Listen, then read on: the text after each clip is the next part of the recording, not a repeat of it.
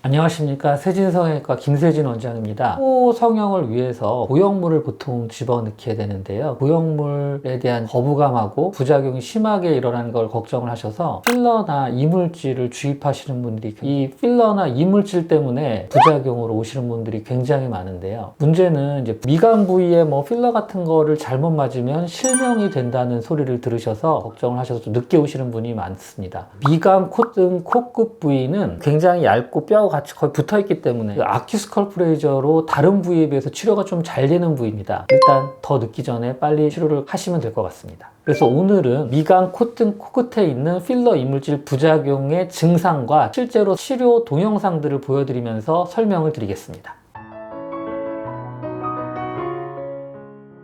아큐스컬프 레이저라는 건 이렇게 얇은 레이저 관 끝에서 빨갛게 레이저가 나오고요. 바늘구멍을 통해서 레이저 관이 이렇게 들어가서 왔다 갔다 하면서 안에 있는 필러나 이물질들을 이제 녹인 다음에 이렇게 짜내면은 필러들이 이제 이런 식으로 녹아서 제거가 되는데, 병원에서 맞은 필러들은 필러 자체가 나오는 경우들도 있고요. 대부분들은 수용성이기 때문에 이렇게 물처럼 녹아서 제거가 되고요. 병원이 아니고 이물질을 맞으시는 분들도 많아요. 이물질 종류에 따라서 굉장히 다양하게 나오는데 이런 식으로 나오시는 경우들도 있고요.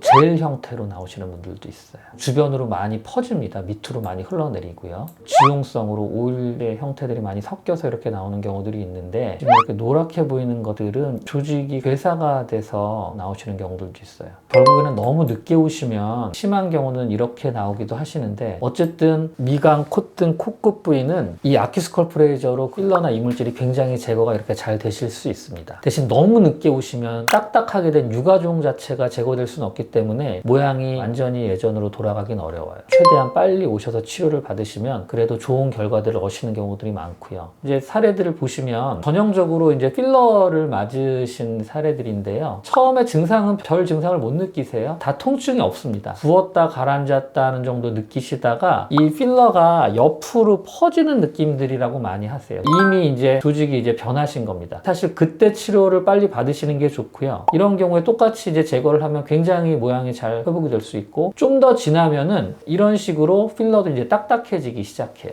근데 역시 병원에서 맞은 필러는 딱딱하다고 하더라도 회복이 잘 되는 경우가 많아요. 물론 병원에서 맞은 것들도 밑으로 대부분 많이 흘러내립니다. 특히나 미간이나 코끝에 맞으신 게 사람이 서서 생활하니까 거의 밑으로 흘러내리시고 코 옆에도 흘러내리세요. 그래서 점점 코가 넓어져 보인다고 얘기를 하시거든요. 병원이 아닌 데서 맞으시는 것들은 밑으로 흘러내리고 옆으로 퍼지는 것도 훨씬 심하고요. 그래서 딱딱하고 변형도 심하십니다. 회복이 되긴 하시는데 유가종 자체가 좀 남아있는 경우들이 많아요. 이 미간 부위는 이마 쪽으로도 좀 퍼지는 경우들이 있어요. 시술 직후에 이런 바늘구멍들이 있게 되고, 짜내다 보면 약간 이렇게 멍 같은 것들이 들 수는 있는데 재생 테이프를 이제 붙여드릴 거고, 붙인 채로 한 5일에서 일주일 정도 있다 띄시면 여드름 없어진 자국, 점 뺀 자국처럼 서서히 회복되십니다. 그래서 나이 드신 분들도 이제 이물질 맞으셔서 오래된 것들도 이렇게 제거가 잘 되고 모양이 회복이 되신 걸 보실 수 있는데, 보통은 이제 코끝까지 다 흘러내리기 때문에 일일이 다 이제 녹여서 제거를 하게 돼요. 그래서 아큐스컬프 레이저가 이 바늘 구멍으로 안에 있는 이물질이나 필러를 다 녹여서 이제 제거를 하는 거고요. 보형물 위에다가 이런 이물질이나 필러를 또 넣으시는 분들이 많아요. 부작용이 훨씬 더 심한 경우들이 많죠. 이런 경우에는 보통은 보형물까지 제거를 하게 되면 모양이 더 안 좋아지는 경우들이 많아요. 그래서 일단 보형물은 놔두고 겉에 있는 이물질과 필러만 또 이렇게 제거가 가능합니다. 안에 있는 보형물을 같이 제거를 할 수도 있어요, 수술적으로. 근데 보형물을 제거하게 되면은 보형물 제거한 공간은 굉장히 크기 때문에 그 공간을 그냥 놔두게 되면 구축이라는 현상이 일어나서 이게 완전히 쪼그라들어요. 이런 경우는 보형물에 대한 부작용은 없는 상태거든요. 굳이 보형물을 빼지 않고 겉에 있는 이물질과 필러 부작용만 치료가 가능하시고요. 지금 이 사진은 이런 필러나 이물질이 염증이나 감염도 동반돼서 결국에는 이제 괴사까지 진행이 된 경우예요. 완전히 다 진행은 안 됐어요, 다행히. 그래서 이런 경우들은 안에 있는 걸 제거하면 그래도 회복이 되는 경우들도 있으니까요. 근데 다 이렇게 깨끗하게 회복이 안 될 수도 있어요. 그래서 이렇게 되기 전에 빨리 오셔서 치료를 받으시는 것이 좋습니다.